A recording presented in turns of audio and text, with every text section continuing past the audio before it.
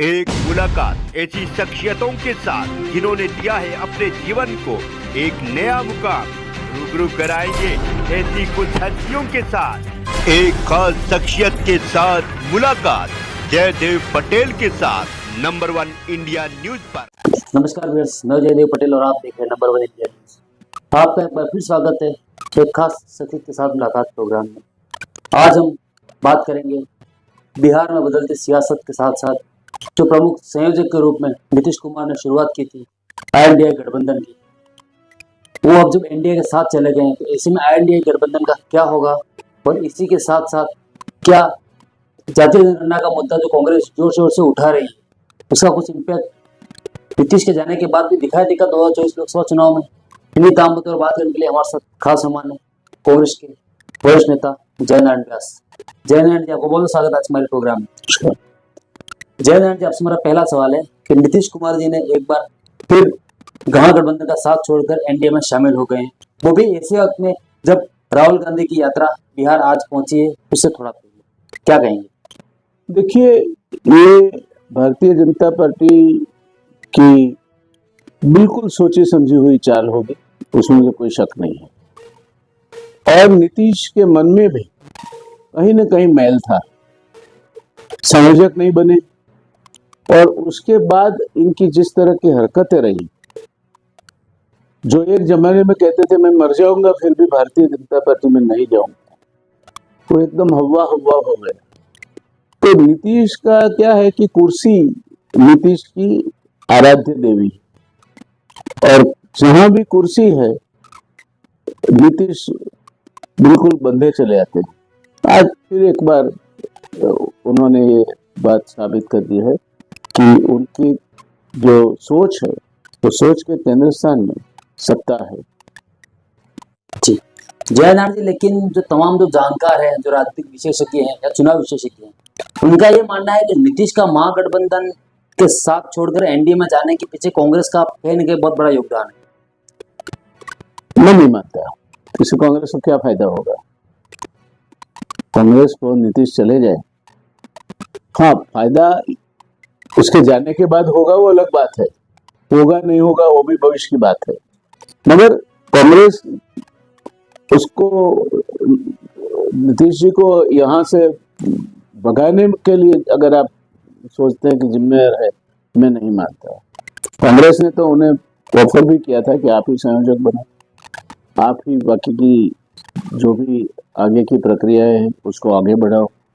तो उनके मन में ही मैल था तो नहीं बने, और अब दूध का दूध पानी का पानी हो गया। जयनारायण जी, सवाल इसलिए आम हो जाता है क्योंकि INDA गठबंधन में सबसे पहले नींव जो रखी थी या सबसे पहले तमाम विपक्षी दलों को जब एक प्लेटफॉर्म पे लाने की जो कोशिश की गई थी वो नीतीश कुमार की तरफ से की गई थी। ऐसे में संयोजक पद को उनको हासिल नहीं करवा कर तो उसकी जगह मल्लिकार्जुन खड़गे को बिठाना, और वो भी जो नाम था वो कहीं ना कहीं अरविंद केजरीवाल और ममता बनर्जी ने दिया था। तो ऐसे में जब अब वो भी उनका साथ नहीं है। देखिए, आज जिस तरह की राजनीति चल रही है तो कोई सिद्धांतों की राजनीति तो है। CBI से लेकर ईडी तक और सत्ता से लेकर शठ विचारों तक की राजनीति, और उसमें एक ही लक्ष्य से नरेंद्र मोदी चलते हैं, मेरी कुर्सी बची है, असली चेहरा सामने आए तो कुर्सी बची है। तो ये मैं मानता हूँ कि पहले उन्होंने राम मंदिर का भी मुहूर्त को दरकिनार करके जो पूरा किया, शंकराचार्य जी जैसा जो हमारे सनातन धर्म की 4 पीठ है, चारों पीठ के शंकराचार्य जी ने एक होकर बोला था कि ठीक नहीं है, उनका भी उन्होंने अपमान किया। उसके बाद यही रह जाकर अब वो खुलेआम नीति नियमों को दरकिनार करके मैदान में उतर चुके हैं। जीतना है और जीत के मुझे फिर से एक बार प्रधानमंत्री बनना है। और मैंने पहले भी कहा है, आज भी कहता हूं कि जब तक EVM है इनकी आस्था गलत नहीं है। जयनारायण जी, आपने राम मंदिर का जिक्र किया, उस बात में आऊंगा, लेकिन उससे पहले कहने के नीतीश कुमार का जब एनडीए में जाना महागठबंधन को छोड़कर, उसको लेकर प्रियंका गांधी का जो एडवाइजर हैं आचार्य प्रमोद कृष्णम, कांग्रेस के वरिष्ठ नेता है, उनका बयान भी सामने आया। उन्होंने कहा कि चिंताजनक है और इस पर हमें चिंतन करने की जरूरत है, क्योंकि कहीं ना कहीं जो कैप्टन है वो ही चला गया है। देखिए, पहले तो मैं प्रमोद कृष्ण जी की बात से एक हद तक सहमत हूँ। कोई भी घटना जो आपको अनुकूल नहीं है तो चिंताजनक है, उस पर चिंतन करना चाहिए। और अगर उससे आपको कोई हल मिलता है किसी भी सोच या हिचकिचाहट के बिना, उस पर अमल भी करना चाहिए। वहां तक सही है, मगर यही कैप्टन थे और यही जिता देते एनडीए को, यूपीए को, यानी अभी इंडिया जिसको बोलते हैं, इंडिया को, ये बात में दम नहीं। सबकी ताकत मिलेगी तो जीतेंगे, ये एक बात। मगर फिर भी मैं फिर भी कहूंगा कि सबकी ताकत मिलने के बाद भी मशीन की ताकत नहीं मिली तो मशीन की ताकत जहां जाएगी, अमेरिका से अब आंकड़े आने लगे अब की बार 400 पार, तो उसके पीछे भी कोई गणित होगा। ऐसे तो है नहीं कि ऐसे ही कोई सट्टा बाजार का यह आंकड़ा निकला है। तो मशीन जहां तक है तब तक आप किसी भी चीज पे विश्वास रखकर या आश्वस्त होकर आने वाले लोकसभा चुनावों की जो गतिविधि रहेगी उसका आकलन करोगे तो भी शायद सफल नहीं रहोगे। मैं ये नहीं कहना चाहता कि हर मशीन में गड़बड़ी होती है, और जब शाम पित्रोड़ा जैसे लोग कहते हैं और जो एक्सपर्ट्स हैं ये लोग कहते हैं, और मैं खुद आईआईटी पोस्ट ग्रेजुएट इंजीनियर हूँ, कोई भी लॉजिक से जो मशीन चलता है उसको आप रिमोटली कंट्रोल कर सकते। अब तो आर्टिफिशियल इंटेलिजेंस तो आपका हस्ताक्षर भी कर देती है। तो हम अभी तो काफी आगे बढ़ चुके हैं, अभी तो मशीन को भी कुछ किए बिना आप अपनी मनमानी करवा सकते हैं। तो क्या होगा, कहाँ तक होगा, सही रास्ता एक ही है, आप बैलेट पेपर का यूज करो, ताकि न तो आर्टिफिशियल इंटेलिजेंस से इन्फ्लुएंस हो, न मशीन मैनेजमेंट से इन्फ्लुएंस हो। राजा शख्स से ऊपर होना चाहिए जी। राज्य व्यवस्था और संवैधानिक संस्थाएं शख्स से ऊपर होनी चाहिए। जैसे सुप्रीम कोर्ट के बार एसोसिएशन के एक समय के प्रमुख और सीनियर काउंसिल दुष्यंत दवे जी ने कहा है कि आज सुप्रीम कोर्ट में भी चीफ जस्टिस की आज साख जो है, इज्जत आबरू है, वो ताक पे लगी है। उन्होंने खुद ऐसी कई चीजें की है, जूनियर जजेस को केसेस अलॉट करने से लेकर, तो डिटेल में बात की है दवे जी ने। तो आज ना सुप्रीम कोर्ट को आप निष्पक्ष मानते हैं, न इलेक्शन कमीशन को भी निष्पक्ष। इलेक्शन कमीशन तो सरकारी नौकरी की तरह काम करता है। अब इलेक्शन कमीशन का कमिश्नर का होद्दा आपने सुप्रीम कोर्ट के जज क्या कर दिया, यानी supreme court is not, unless full bench is constituted, is not competent to hear anything against the election commission.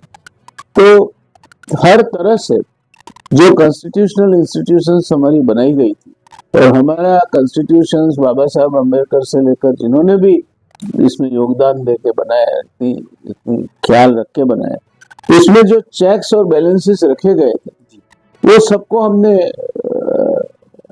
रास्ते में कहीं ना कहीं डाल दिए। अब न तो चीफ जस्टिस की इज्जत आबरू पे कोई दुष्यंत दवे जैसे जो सीनियर काउंसिल है वो जब उंगली करता है तो उसमें कुछ तो दम है। इलेक्शन कमीशन की तो बात ही छोड़िए, कई लोगों को उसके सामने तकलीफ है। तो ये बात है पटेल जी, क्या किस पे विश्वास करें? जयनारायण जी, मैं थोड़ा सा इस बात को और आगे ले जाता हूँ कि 2024 के लोकसभा चुनाव में जातीय जनगणना एक मुद्दा अहम है, जिसको कांग्रेस पार्टी जोर शोर से स्टेट इलेक्शन में भी उसको उठाते आई थी, और उसका प्रमुख चेहरा जो थे वो नीतीश कुमार थे। ऐसे में जब अब महागठबंधन छोड़कर एनडीए में नीतीश कुमार चले गए, तो क्या जातीय जनगणना का जो मुद्दा जो था उसको कांग्रेस पार्टी आगे भी जोर शोर से उठाती रहेगी और उठाना भी चाहिए?